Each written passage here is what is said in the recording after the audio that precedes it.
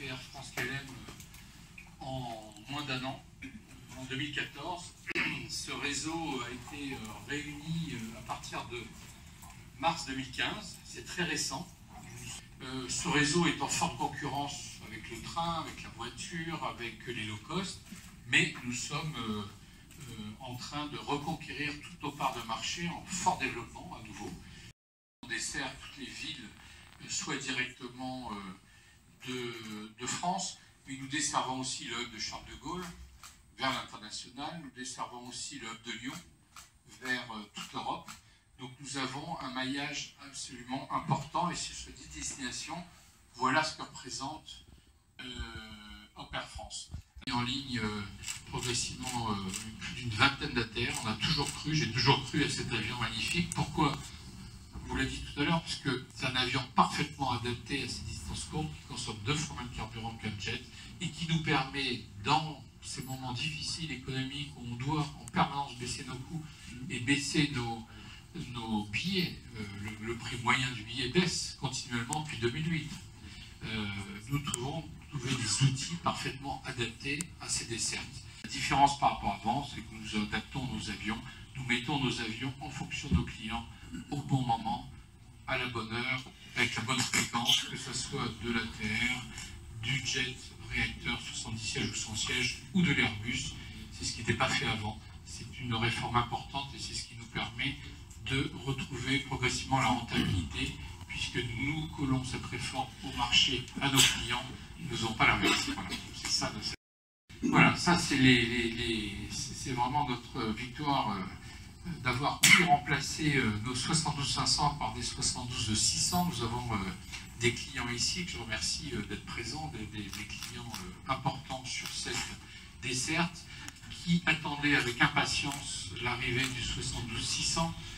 Parce que 600, il y a une vraie différence, et pourquoi les passagers, quand ils montent en 600, ont parfois l'impression qu'on a vraiment changé l'avion. C'est parce que la cabine n'est plus la même. On a pris un designer italien qui est très connu, qui est Giugiaro, on ne lui a pas demandé de faire une Ferrari, parce que malheureusement, pas de Ferrari, ou heureusement pour Lionel et pour le prix des billets. Mais donc on a fait une cabine où on arrive à un niveau de confort qui est vraiment équivalent à celui qu'on a sur la meilleure jet aujourd'hui. Vous le verrez, c'est un avion que vous tenez debout au milieu, même si vous êtes grand. Vous verrez que vous avez de la place sur les sièges. Vous verrez que vous avez des lumières. On a aussi, donc non seulement des sièges qui sont confortables, mais un autre point qui faisait l'objet de critiques sur l'avion précédent, c'était la difficulté de mettre les bagages en soute et les laisser au pied de l'avion, et ensuite de monter, les récupérer. Ça prenait du temps, les passagers préféraient amener leurs bagages avec eux, les mettre en soute.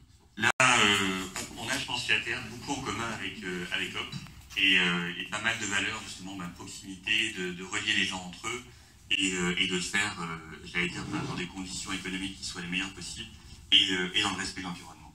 Très juste une question sur le rythme de remplacement des 500 de votre flotte par les 600. À quelle cadence vous allez faire entrer les nouveaux appareils dans la flotte? Eh bien, nous avons remplacé déjà, on a 12, un peu plus, 14, 72, 500. Nous avons une flotte d'ATR de 23 avions, 20 en opération. On ne l'a pas dit, mais c'est la première flotte européenne en nombre d'ATR, toujours, je crois, en termes de flotte européenne, la 3e mondiale en nombre d'avions. Et nous avons déjà remplacé 4 avions et le 5e arrive dans les prochains jours. Donc le 4e était ici à Toulouse, les 3 premiers étaient sur la Bretagne et le 5e arrive. Donc ça c'est la première chose, on a remplacé les 5 plus anciens 72-500 par 5 neufs grâce à une belle négociation avec ATR, toujours difficile mais bonne quand même. Donc dans les prochains mois, nous étudions l'autre remplacement. Je n'ai pas de date précise. Comme vous savez, dans le groupe, nous cherchons à diminuer la dette, Air France KLM, et remplacer à contre-courant des avions, rentrer des avions neufs dans le groupe, c'était pas évident. Voilà. Donc je n'ai pas de date précise, mais on va le faire dans les prochaines années ou prochains mois. Pour le problème de maturité? Non, nous avons une flotte constante en turbopropulseur et une certaine réduction, oui, de flotte en jet, puisque nous remplaçons notamment des jets de 70 sièges ou de 50 sièges progressivement par des avions un peu plus gros. Sur le remplissage, qui était aussi notre effort d'Air France, c'était c'était, comme vous l'avez dit tout à l'heure, c'était une réforme autour du marché. Donc nous avons mis les avions aux bons endroits, c'est le cas du programme d'hiver, de manière à écouter ce que demandaient nos clients, les bons horaires, les bonnes fréquences, c'était fondamental. À partir de là, nous avons retravaillé sur l'ensemble du réseau, travail considérable en termes d'horaire, comme vous voyez la densité du réseau.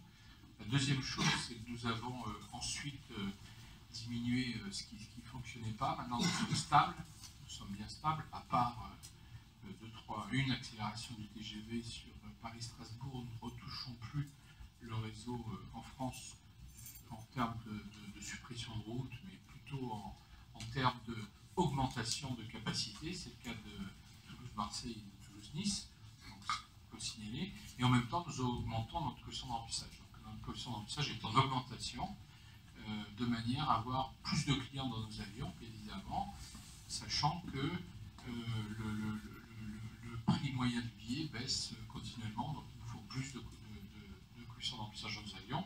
Nous sommes contents d'avoir un constructeur qui fonctionne bien, puisque nous cherchons à avoir des avions fiables et moins chers en exploitation.